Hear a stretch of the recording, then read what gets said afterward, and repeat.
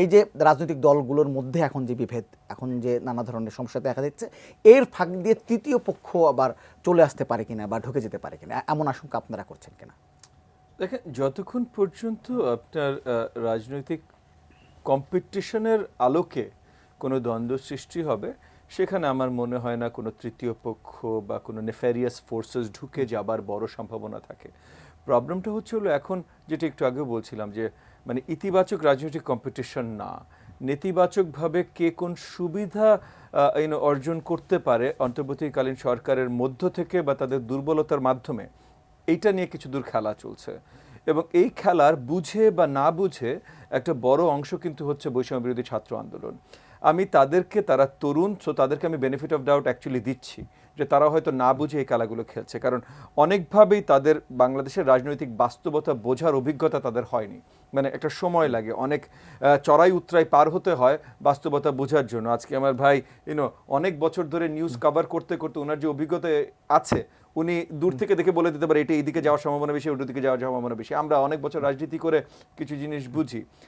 একেবারেই তরুণ বয়সে তরুণ, রাজনীতিতেও তো অভিজ্ঞতা নাই, অন্য কিছুতেও দুনিয়ার বড় কোনো অভিজ্ঞতা নাই, তারা পুরো জিনিসটা বুঝে এরকম সমস্যা সৃষ্টি করছে, এটা আমার কাছে মনে হয় না এটা সঠিক। তবে পিছে কেউ না কেউ আছে, তারা কি বুঝে বা কি না বুঝে কাজ করছেন, সেখানে সমস্যা হচ্ছে। এবং এখানে যেটা বললাম যে কয়েকটা দল আছে, কিন্তু দুইটা তিনটা দল আছে যারা এই জিনিসগুলোকেও বাতাস দিচ্ছে। এবং এই দলগুলোর মাধ্যমে আমরা দেখেছি এই দলগুলো এবং এই বৈষম্যবিরোধী ছাত্র আন্দোলনও ওই যে স্পেশালি ওই যে আপনার লোকাল নির্বাচনের কথা যখন হচ্ছিল, স্থানীয় নির্বাচনের কথা যখন হচ্ছিল, স্থানীয় নির্বাচনের মাধ্যমেও তারা চাইছিলেন বা এখনো হয়তো চাচ্ছেন যে আওয়ামী লীগের অনেক লোকজনকে তাদের সাইডে ভেড়াতে। আচ্ছা, তো এই ভেড়ানোর প্রচেষ্টাটা তারা মনে করছেন, তারা হয়তো তরুণদের, ছাত্রদের আপনি যে ভালো করে বলেন যে এদের কি রাজনীতি করার অধিকার নাই, ওরা বলবে হ্যাঁ নিশ্চয়ই আছে। তারপর বলেন তাহলে এদেরকে আমরা আলাদাভাবে অন্য কাউকে জিতে দেবো বা বিএনপির কাছে যেতে দেবো, আমরা তো বিএনপির অপোনেন্ট হিসেবে দাঁড়াতে চাই, তাহলে আমরা নিয়ে নিই। তারা বলবে ঠিক আছে নিয়ে নিই। এখন এই তরুণদের আসলে ওই জ্ঞান অভিজ্ঞতা নাই যে একটা উপজেলা চেয়ারম্যান হতে কি লাগে, ঢাকা শহর চিটাগাং শহরে একটা ওয়ার্ড কাউন্সিলর হতে কি লাগে। মানে সত্যিকার রাজনীতিতে যদি যাই, একটা উপজেলা চেয়ারম্যান বা ঢাকা শহরের বা চিটাগাং শহরের একটা কাউন্সিলর এই পুরা নাগরিক কমিটি ভেজে 15 বার খেয়ে হজম করে ছেড়ে দিবেন। The fact of the matter is this, shiny চুলে এখন হবে সব হেয়ারস্টাইল। সিল্কোর দ্বিগুণ শাইনি চুল প্রতিদিন।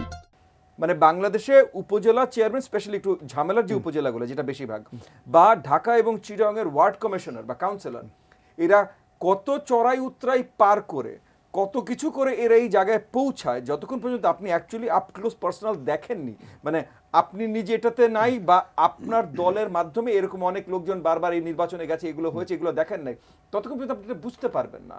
So even to imagine in the মানে কি বলে না, সবচেয়ে বড় স্বপ্ন যদি দেখে যে এতগুলা 200 300 500 400 493 উপজেলা চেয়ারম্যান, যারা আওয়ামী লীগের চেয়ারম্যান ছিল, যারা মানে এমন কোনো মানে আন্ডার গডস আর্থ মানে কোনো ক্রিমিনাল অ্যাক্টিভিটি নেই যেটার সাথে জড়িত ছিল না, ভোট চুরি থেকে শুরু করে সবকিছু, এদেরকে তরুণরা মানে অল্প কিছু বয়সী বাচ্চারা, মানে যে সত্যি কথা, আমি তারা মন খারাপ করলে মন খারাপ করবে, বাচ্চা তো বাচ্চাই, হ্যাঁ, তো এই বাচ্চারা তাদেরকে নিয়ে এসে তাদেরকে কন্ট্রোল করবে, তাদেরকে রিহ্যাবিলিটেট করবে, তাহলে এরা আসলে একদম ফুলস প্যারাডাইসে বসবাস করছে।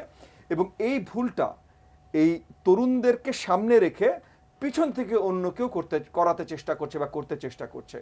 এইটার প্রচেষ্টাটা যদি আসলে হয়ে যায়, তাহলে এখানে অনেক বড়ভাবে এই দেশের ভবিষ্যৎ গণতন্ত্র ক্ষতিগ্রস্ত হতে পারে। মানে আমরা তো 6 মাসে দেখেছি, 6 মাসে অনেক বড় দাগে আমাদের প্রাপ্তি তেমন কিছু হয়নি। এগেন অনেক ভালো কাজ করেছে অন্তর্বর্তীকালীন সরকার, আমি সেটাকে না করছি না, তবে অনেক কাজ হয়নি, মিসিং আছে। সো বড়ভাবে অনেক প্রাপ্তি আমাদের নেই। যে আইন শৃঙ্খলা বাহিনীর যে অবস্থা, যে এখন ছাত্ররাই রাস্তায় নামছে, তারা আইনের বিচার চায়, তারা অনেক কিছু দেখতে চায়। সো এই জায়গাগুলোতে আমরা অলরেডি অনেক কিছু মিসিং। এর ভেতরে যদি আমরা যাদেরকে সরানোর জন্য যুদ্ধ মানে বিশাল আন্দোলন করলাম, হাজার হাজার রক্তপাত হলো, প্রাণহানি হলো, সেইখানে তাদেরকে আবার রিহ্যাবিলিটেট এমন ভাবে করা হয় যারা কন্ট্রোল করতেই পারবে না, এরা will come back in control, তখন দেশে কি হবে ভাই, এটা বলা খুব মুশকিল।